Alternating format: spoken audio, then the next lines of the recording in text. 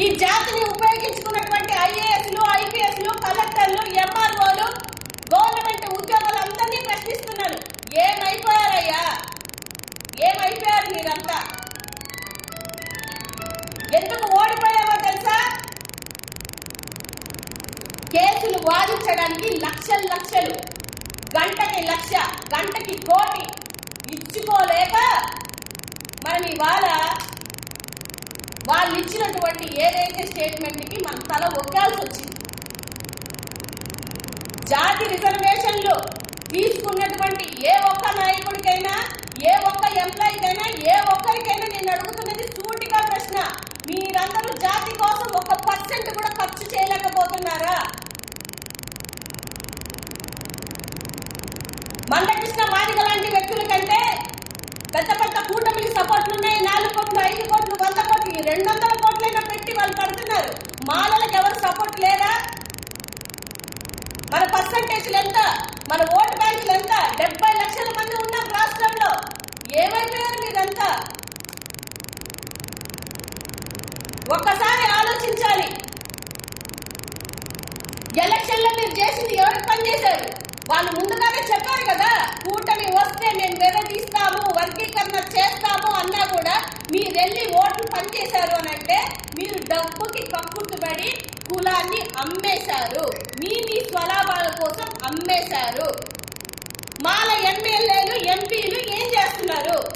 జాతికి ఇంత అన్యాయం జరుగుతుంటే మీ పోస్టుల కోసం, మీ పదవుల కోసం ఒక్కరు కాకపోతే ఒక్కరన్నా వచ్చి మాట్లాడలేదు. ఇప్పుడు వాళ్ళు ఎందుకు మాట్లాడట్లేదు అని నేను అడుగుతున్నానంటే, గతంలో పోస్టులు రాకముందు మీరు జాతి కోసం చాలా ఫైటింగ్లు చేశారు. ఏమైపోయారు మీరంతా? నాకన్నా పెద్ద పెద్ద మేధావులు ఉన్నారు, నాకన్నా ఎక్కువ కష్టపడిన వాళ్ళు ఉన్నారు. ఇవాళ ఎందుకు మీరందరూ నోరు మెదపట్లేదు అనేది నా క్వశ్చన్. చంద్రబాబు నాయుడు గారికి ఏ రోజు దళితుల మీద ఆయనకు ఒక మంచి అభిప్రాయమే లేదు. ఎవరైనా పుట్టాలి అనుకుంటారా అని అంటాడు, లేకపోతే మీకెందుకు రా రాజకీయాలు అంటారు. ఏ దళితులు రాజకీయాలు చేయకూడదా? ఇప్పుడు మీ కుట్రంతా ఏంటి? ఎక్కువ శాతం మాలలు ఉన్నారు, వీళ్ళలోనే ఎక్కువ ఐఏఎస్లు, ఐపీఎస్లు చదువుకుంటున్నారు. వీళ్ళని ఎండగట్టాలి, అనగదొక్కాలి, రిజర్వేషన్లు తీసేయాలని ఒక ఆలోచనతో చేసిన కుట్ర కాదా ఇది?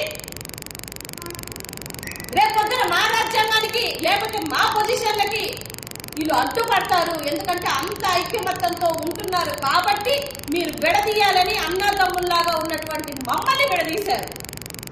లేకపోతే మా మీద ఏం ప్రేమ కాదు. రిజర్వేషన్లు ఉంటే మీకు వచ్చిన బాధ ఏంటి?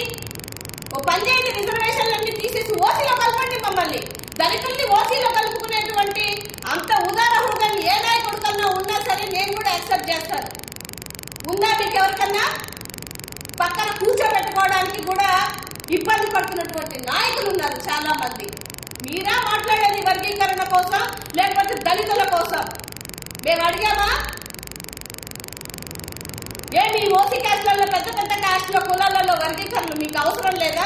మా మీద ఎందుకయ్యా అంత ప్రేమ, అంత కపట ప్రేమలు మా మీద ఎందుకు అని అడుగుతున్నాను నేను.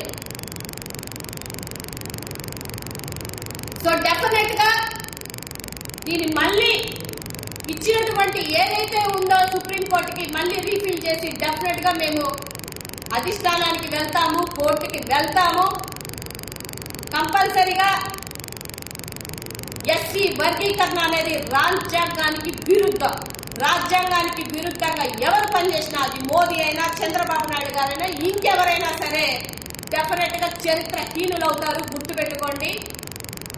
అంబేద్కర్ గారి ఆశాభావాలను ముందుకు తీసుకెళ్లాలనుకున్న ఏ నాయకుడైనా, జాతి కోసం పనిచేయాలనుకున్న ఏ నాయకులైనా ముందుకు రావాలి.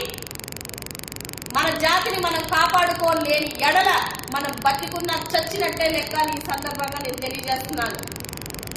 డెఫినెట్ గా రాబో రోజుల్లో దీన్ని ఉద్రిక్తం చేస్తాము.